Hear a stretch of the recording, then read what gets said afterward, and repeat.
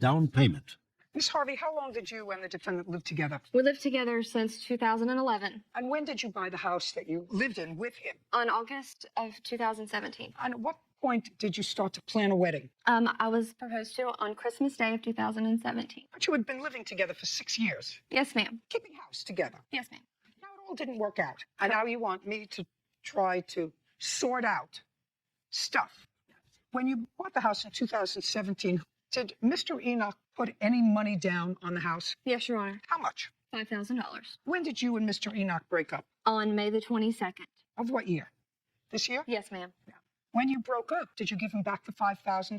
No, ma'am, I did not. Okay. Now you're suing him for your wedding dress and some credit card bills, Yes, ma'am. right? And he's got a counterclaim because he says, while he paid the mortgage while you were living together, he said he never got his $5,000 back. That was equity in the house. I have a letter from James that I would like to give to you. But you understand what I'm saying? Yes, ma'am. That he put down money. You spent money on a wedding dress. You spent money on some credit cards while you were living together for tires for him and books for his contracting license and a mortgage payment that he canceled on your house that he was paying. Yes, ma'am. So after you broke up, he canceled a mortgage payment that was due. Yes, ma'am. Well, that's not fraudulent. You didn't want to pay your mortgage anymore. At the time that he did that, he was still in the home. The payment came...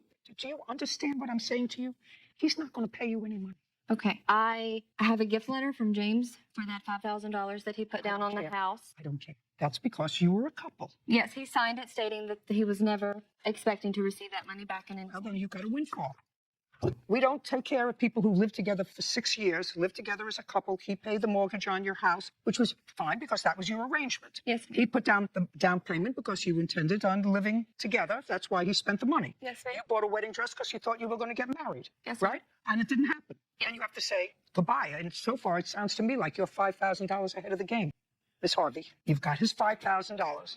You may have spent some money on books for his contracting license and everything, but I wouldn't have sued him. Now, my sense is that Mr. Enoch would not have sued you. I did not intend to go down that route, Your Honor. Right. That's my sense, that it didn't work out after 6 years. Everybody paid certain bills. You were living together as a couple. Didn't work out. You went your own way. It was a mistake. Just say goodbye to him. It's over. We're done. If I could, Your Honor, I had a cashier's check made out in the amount of $5,000, and in the memo line of the check, it says gift from James Enoch to Savannah Harvey. But like you mentioned, this would be... You don't have to tell me that I'm right, sir. No. I'm just telling you that I'm not hearing your counterclaim. Do you understand?